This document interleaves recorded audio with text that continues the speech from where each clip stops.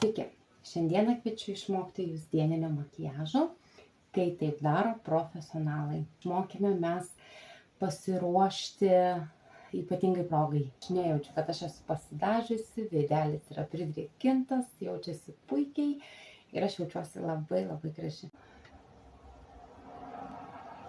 Ir su kamais judesiukais išsivalom tol, kol jausim tas granulytės, nes granulytės jos tirpsta, sušlapusios ir išleidžia dar jojobos aliejų.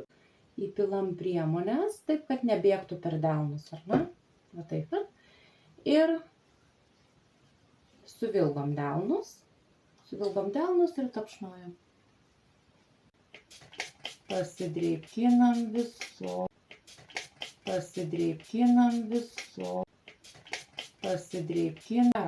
Kiekis turi būti labai nedidelis, užtenka tik tais tiek.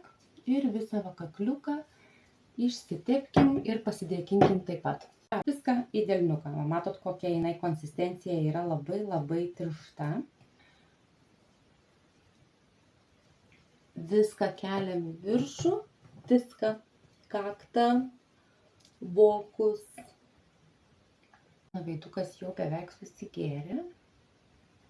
Aš jau laukiu kažkur apie 3 minutės. Reikia tikrai palaukti. Veidukas jau beveik susigėrė.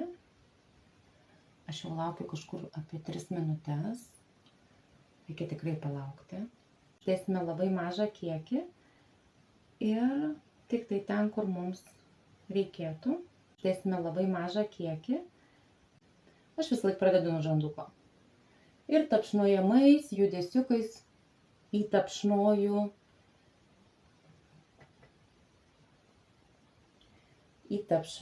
lengva yra ir labai puikiai pudruoja, maskuoja ypatingai.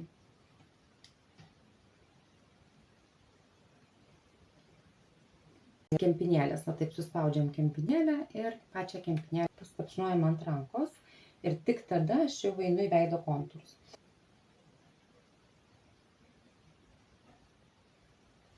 Kontūruoti kaip reikia, aš vėl įmesiu. Sekančiam video bus lygiai taip pat su kempinėlė.